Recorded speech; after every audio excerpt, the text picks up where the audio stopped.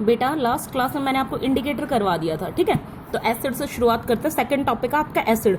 Acid एक video में complete नहीं होगा, ये कम से कम 2 से 3 वीडियोस लेगा, ठीक है। तो देखिए एसिड, सबसे पहले इसकी डेफिनेशन।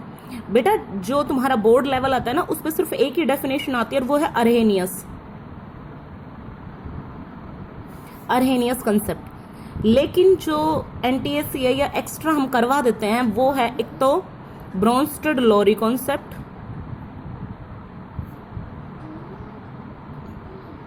और थर्ड है ल्यूइस कॉन्सेप्ट।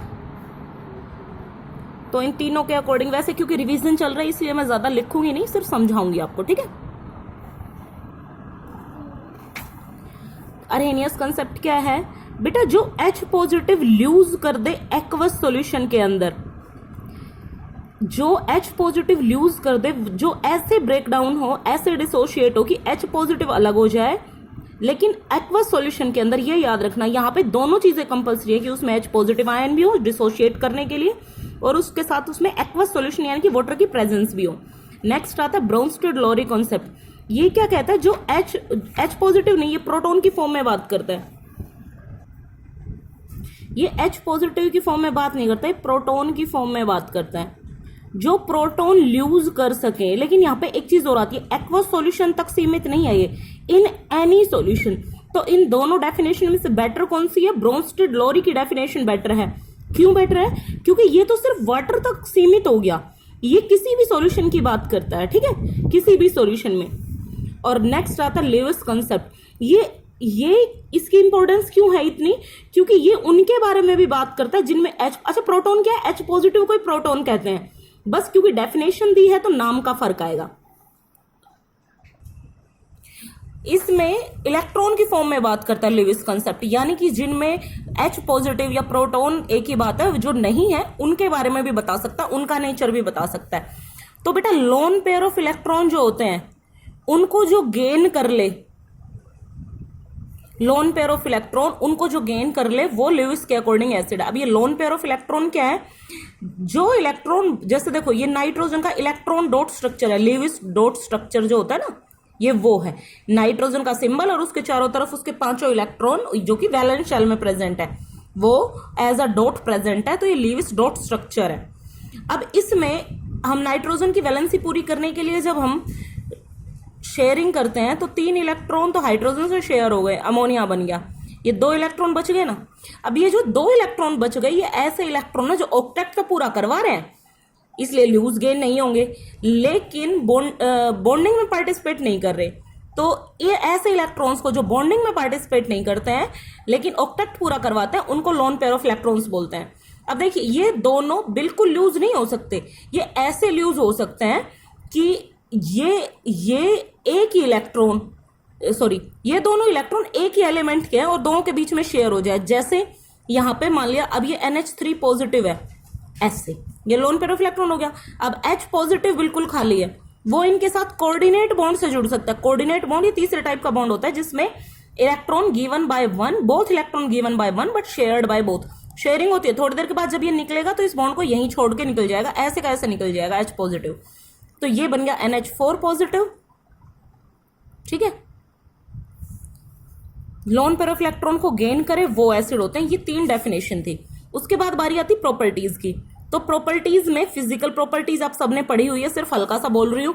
सौर होते हैं टेस्ट में, इलेक्ट्रिसिटी को कंडक्ट कर सकते हैं एक्वस सॉल्यूशन के साथ मिलके, एक्वस सॉल्यूशन में, ठीक है। उसके अलावा न्यूट्रलाइजेशन रिएक्शन करते हैं बेस के साथ मिलके, कोरोसिव नेचर है इनका, यानी कि बर्निंग सेंसेशन प्रोड्यूस करते हैं, चाहे स्किन हो चाहे कपड़ा हो, जलाता है मतलब उसको। लेकिन केमिकल प्रॉपर्टीज में इसकी 4 केमिकल प्रॉपर्टीज हैं जो मोस्ट इंपॉर्टेंट आती हैं।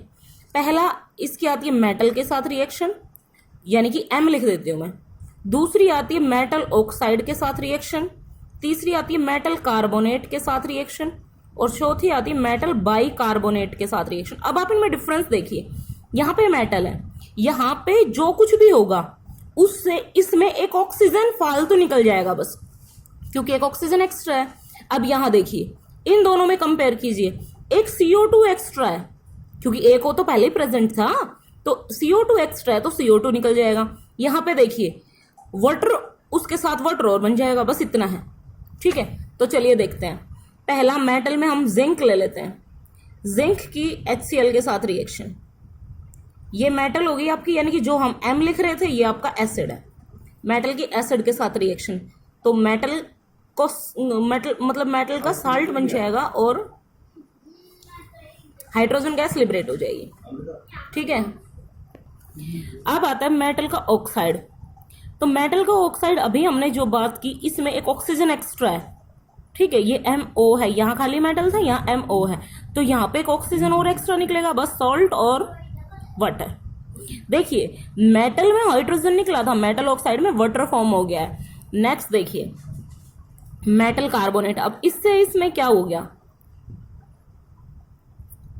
एक CO2 एक्स्ट्रा हो गई, यानी कि यहाँ पे CO2 और एक्स्ट्रा लिबरेट हो जाएगी। तो देखिए जब भी कोई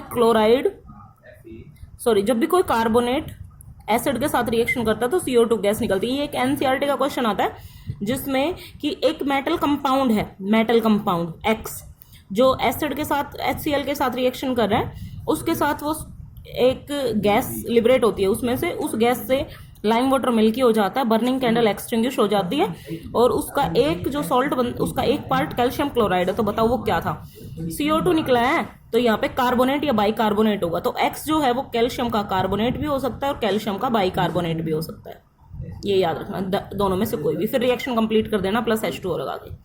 नेक्स्ट आता है मेटल कार्बोनेट, हो गया मेटल बाई कार्बोनेट।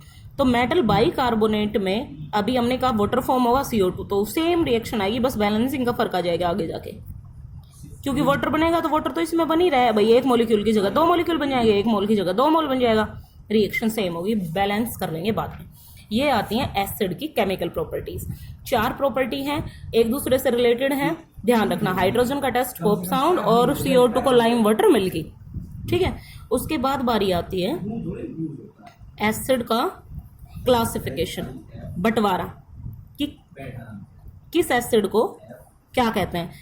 ठीक है, तो पहला देखिए कैसे बांटते हैं उसको। पहला on the basis of strength, strength के आधार पर, यानी कि कोई स्ट्रॉन्ग होगा या कोई वीक होगा, दो ही बात है स्ट्रेंथ में। तो पहला वीक एसिड और दूसरा स्ट्रॉन्ग एसिड।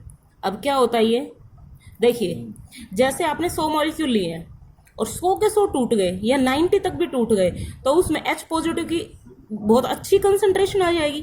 ठीक है, तो इसका मतलब वो एसिड स्ट्रॉन्ग है। और आपने 100 मॉलिक्यूल लिए, 10-5 ही टूटे उसमें से, तो वो वीक रहेगा, क्योंकि उसमें वर्क करने के लिए ज्यादा H पॉजिटिव है नहीं।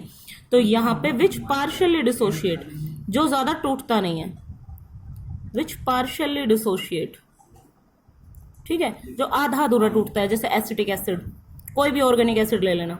और strong acid which completely dissociate, जो पूरी तरह से टूट जाए, ज्यादा अमाउंट में टूट जाए। स्ट्रॉन्ग में 3 ही याद रखना, HCl, HNO3 और H2SO4। ठीक है, ये क्लासिफिकेशन का पहला पार्ट था। क्लासिफिकेशन का सेकंड पार्ट कल कराएंगे।